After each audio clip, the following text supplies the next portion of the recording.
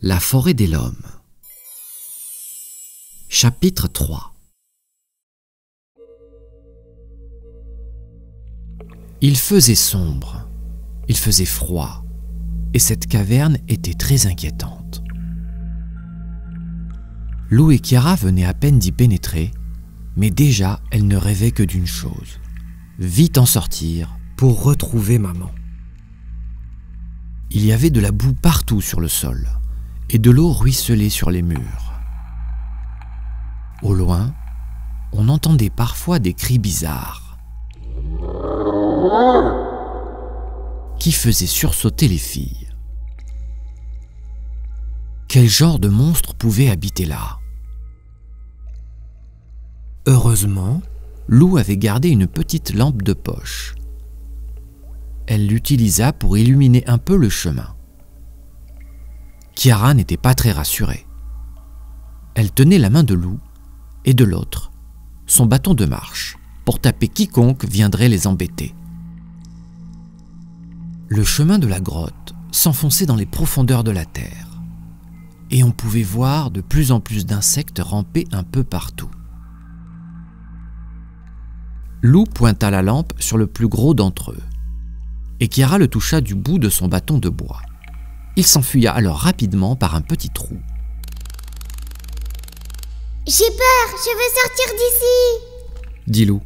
« Tu crois que Bolu Bolu nous a raconté des bêtises? Qu'en vrai c'est pas un raccourci ?»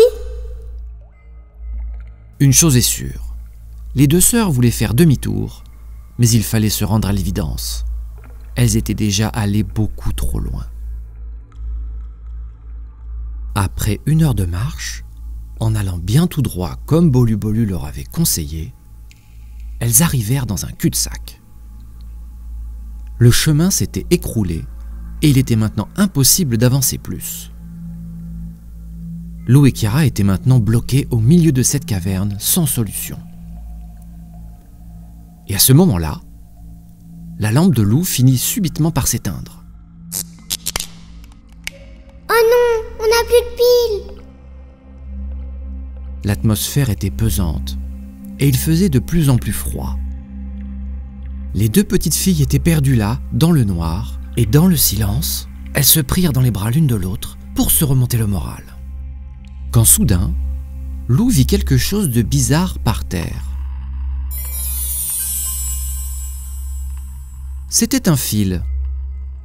Il était lumineux et tendu au ras du sol. « Mais c'est quoi ?» dit Kiara. « Je ne sais pas. » dit Lou. Kiara se mit accroupie et le toucha du bout du doigt. Comme c'est bizarre. C'était un petit fil fluorescent qui allait tout droit dans le mur sur le côté droit du chemin. Les filles se dirigèrent donc vers là. Lou posa son oreille contre le mur et juste derrière, elle put entendre comme un courant d'air. De son côté, Kiara commença à gratter le mur avec sa main. Et surprise, quelques petits rochers tombèrent par terre. C'était un passage secret. Comme la lampe de poche ne marchait plus, elles décidèrent de suivre ce fil lumineux qui s'y engouffrait. Ce passage était très étroit, et Lou et Kiara se mirent à plat ventre pour ramper tout doucement sans se blesser. Ça ne sentait pas bon du tout, et il y avait encore plein de boue. Mais les filles étaient très courageuses, alors elles continuèrent d'avancer. Impossible de savoir depuis combien de temps les filles étaient dans le noir. Mais peu après, elles arrivèrent au bout de ce tunnel qui débouchait sur une grande salle avec des colonnes de pierre.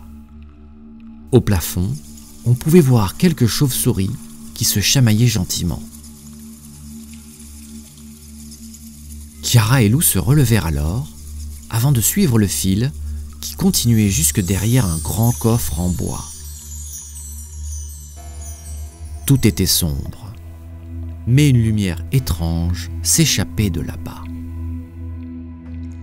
Une fois arrivés, la surprise fut de taille.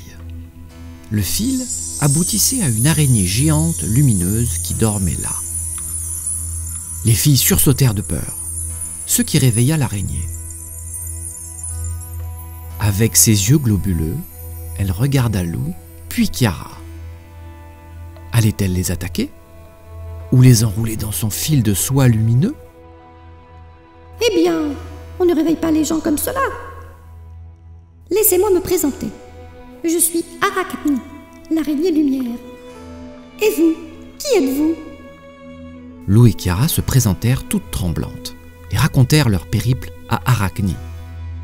Elle leur demanda alors où elle voulait se rendre, car cette caverne pouvait être dangereuse. Lou lui expliqua qu'elle voulait juste sortir d'ici et retrouver maman. Sans lumière, vous aurez du mal à trouver votre chemin, leur dit Arachnie. Mais je peux vous aider. Moi, je suis trop vieille. Mais mes enfants vont vous indiquer la sortie. C'est un miracle d'avoir croisé Arachnie, se dit Chiara. Quand soudain, on entendit un hurlement inquiétant. Il ne faut pas qu'il vous attrape, dit Arachnie. Vite! Mais de qui parles-tu? Dit Lou. De l'homme de pierre. Il chasse dans la grotte la nuit. Je vais appeler mes bébés araignées maintenant. Arachnie siffla 2 coups.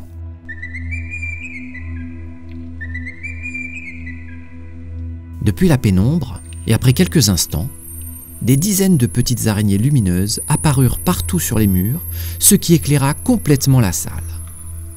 On y voyait beaucoup mieux à présent, pensa Chiara. Suivez-les. Elles connaissent le chemin. Et bon courage pour retrouver votre maman. Moi, je retourne dormir. Je suis si fatiguée. Merci beaucoup, Arachnie. Dit Lou. On n'oubliera jamais qu'est-ce que tu as fait pour nous. Dit Chiara. En cadeau, Arachnie leur offrit un sachet de poussière de lumière. Tenez, ça pourra peut-être vous servir un jour. Je vous l'offre. Dit Arachnie. Lou prit délicatement le sac et le mit dans sa poche. Les bébés araignées commencèrent alors à se déplacer ensemble et filèrent vers un chemin escarpé. Grâce à leur lumière scintillante, Lou et Chiara purent facilement progresser sur le chemin. Tout devenait plus simple à présent. Elles escaladèrent des parois et s'engouffrèrent dans de petits conduits de pierre pour pouvoir atteindre la sortie, quand soudain, en se retournant, elles virent l'homme de pierre qui poussa un cri. Vite, il fallait s'échapper. Les araignées s'empressèrent de montrer le chemin aux 2 sœurs, qui se mirent à courir sans se retourner. L'homme de pierre était en train de les poursuivre, et il n'avait qu'une idée en tête. Les attraper. Il ressemblait à un ogre. Il était bossu et avait des yeux rouges de colère. Dépêchons-nous, il se rapproche. Guidées par les bébés araignées et tout apeurées, les filles accélérèrent la cadence. Et après la plus grande course de leur vie, elles finirent enfin par apercevoir la sortie. Ce fut comme un flash de lumière blanche qui les éblouit en 1 seconde. Elles trébuchèrent d'un coup avant de tomber subitement dans un tas de mousse bien moelleux. Ça y est, elles avaient réussi. Elles étaient passées sous la montagne et se retrouvaient enfin de l'autre côté de la forêt. Bolu avait eu raison. Il n'avait pas menti. Dans la précipitation, les filles n'avaient pas eu le temps de remercier les bébés araignées qui les avaient aidés avec leur lumière. Et c'était bien dommage. Mais l'aventure devait continuer. Nos 2 héroïnes étaient heureuses. Elles avaient retrouvé la chaleur du soleil et la belle forêt. En regardant au loin, Chiara aperçut soudain la toile de la tente de maman qui séchait sur un étendoir. Il était posé là, près d'une cabane en forme de champignon construite au pied d'un grand arbre séquoia. Vite, Lou, allons voir cette cabane de plus près, dit Chiara. Maman les attendait-elle là-bas? À suivre. Bonne nuit.